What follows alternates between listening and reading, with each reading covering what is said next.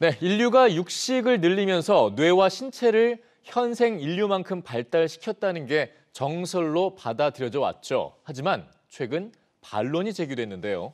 글로벌 뉴스 브리핑에서 자세히 살펴보겠습니다. 자, 서진석 기자 어서 오시죠. 안녕하세요. 네. 자, 방금 말씀드린 게 사실 아니었습니까? 이제 호모사피엔스 수준으로 인간이 발달하기까지는 당연히 육식이 굉장히 큰 기여를 했다. 이게 일반론이었는데요. 그렇습니다. 현생 인류의 종 아시다시피 말씀하신 것처럼 호모 사피엔스고 그 직전 종이 호모 에렉투스잖아요. 예. 이 호모 에렉투스가 약 200만 년 전에 등장한 이후 육식을 많이 하게 돼서 두뇌와 덩치가 지금 인류 수준으로 커졌다는 게 학계의 지배적인 이론이었습니다. 예. 호모 사피엔스의 턱 근육과 치아가 발달한 것도 그 증거 중 하나였고요. 특히 돌로 자른 동물의 뼈 같은 고고학적 증거가 발견되면서 이 학설은 상당 기간 정설로 인식되었습니다. 그렇죠. 그러니까 고기 결국 단백질을 섭취하면서 이제 근육도 크게 되고 발달도 더욱 촉진이 되다 보니까 자연스러운 설명이 될 것 같은데 어떤 반론이 있었다는 겁니까? 네, 최근 미국 조지 워싱턴대의 W. 앤드루 바르 박사의 연구팀이 반론을 제기했는데요. 예. 과거 발굴에 대한 노력이 늘어나 관련 고고학적 증거가 늘어난 거지 육식 이 자체가 급증했다는 인과관계가 증명된 건 아니란 건데요. 연구팀이 동아프리카 주요 발굴 연구를 정량 분석한 결과 육식이 인간을 진화시켰다는 가설은 붕괴하기 시작한다고 지적했습니다. 예. 오히려 영양 손실 없이 육류를 조리할 수 있을 만큼 불을 잘 사용할 수 있게 된 점 등 의미 있는 요인들도 더 연구해 봐야 한다는 겁니다. 네, 흥미로운 연구인데요. 앞으로 후속 연구도 좀 기대해 보도록 하겠습니다.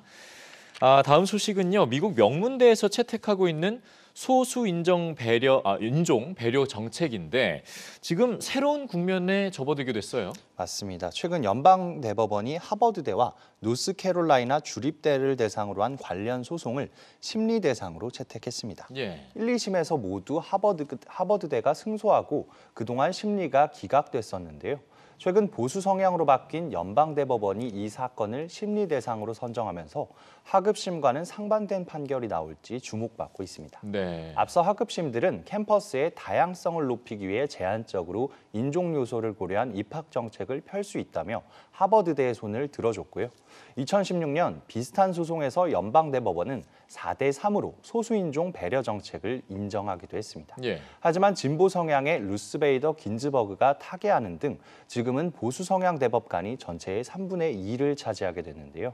하버드대는 흑인이 16%, 히스패닉은 13%에 불과하다며 다양한 관점을 가진 학생들이 필요하다는 입장이고 소송을 낸 시민단체들은 아시아계 학생들이 역차별을 받는다며 팽팽히 맞서고 있는데요. 예. 연방대법원은 올해 10월 시작해 내년 6월에 종료되는 이번 회기 안에 이번 사건을 심리할 예정이라고 밝혔습니다. 네, 이 연방대법원 하면 미국 최고의 사법기관인데 그쪽에서 지금 논의가 활발한 사건이 계속 잇따르고 있는 만큼 앞으로의 좀 결과가 어떨지 지켜보도록 하겠습니다.